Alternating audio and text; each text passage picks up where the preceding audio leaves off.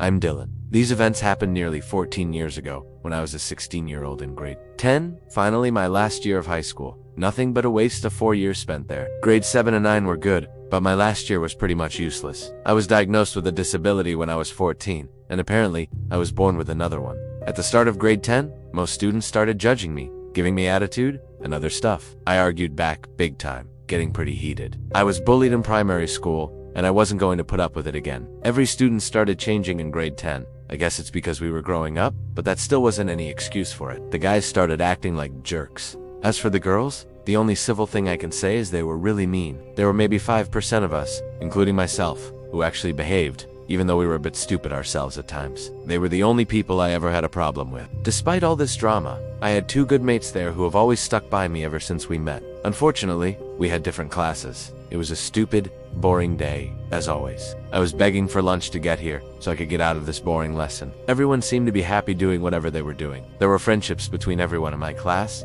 and they sat in different areas of the room. There was a group of 7 people at the extreme. I hated one of them and had verbal fights with him almost every day. A group of 4 girls sat up front, 2 of them twins. They were the only ones I got along really well with. The others were 3 girls and 3 boys. There were 2 other men from different cultures. They spoke only their own language. And then there was me. I had already taken one of the bench seats. We had bench seats and desks in the classroom, so it was a matter of sitting where you wanted. I think I preferred grade 7 where we had desks. My teacher was right. I had him for grade 9, and it seems I was stuck with him for my last year, which was fine with me. Even though sometimes I wished I could have had a different teacher since I hated certain stuff he taught. And he could be annoying. The second period had not long started when the PA system came to life. Knowing it would be the principal as always, I instantly ignored it until he said something about a code black. What the heck is that about? I thought to myself. When I heard the words lock all doors, that caught my full attention. I glanced at the code sheet next to the whiteboard and read that code black meant lockdown. I suddenly became concerned. The principal, though, didn't sound worried, in fact. He sounded like he was making the morning announcements, which no one ever listened to. My teacher quickly locked the door,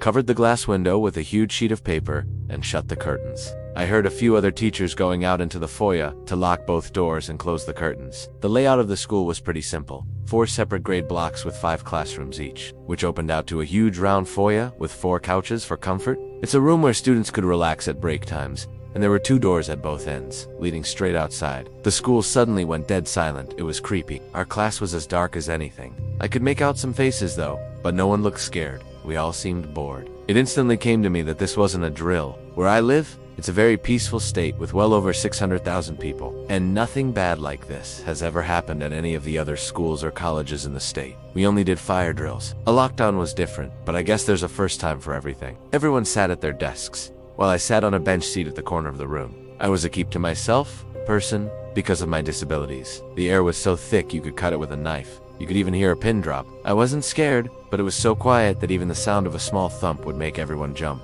I tried listening for voices and sounds of forced entry, but there was nothing. All these questions ran through my head. Is it inside or outside the school grounds? Are we safe? Is it dangerous? Will we be attacked? What the heck is it? The longer we waited, the more unsettling it became. In the end, fear overtook me, and I expected we would be attacked. I'm pretty tough, so fight or flight would be manageable for me. Deep down I can handle myself physically. Unfortunately, no one ever saw that side of me. I saved that for emergencies. The guys at the far end started whispering and broke my concentration from listening out for voices. It went on even longer than expected. I sat there on the bench seat in the corner, arms behind my head and back straight against the drawers, relaxing like nothing was even happening. To be honest, I was a bit freaked out, but if the worst came to worst, I was ready for whatever. I scanned the classroom every 5 minutes, seeing the faces of all the other students. All the guys at the far end stopped whispering, which was music to my ears. They were so annoying in class. The 5 other guys, including the 2 from different cultures, sat there confused. The 3 other girls who I got along really well with were basically the same. Sitting at their desks,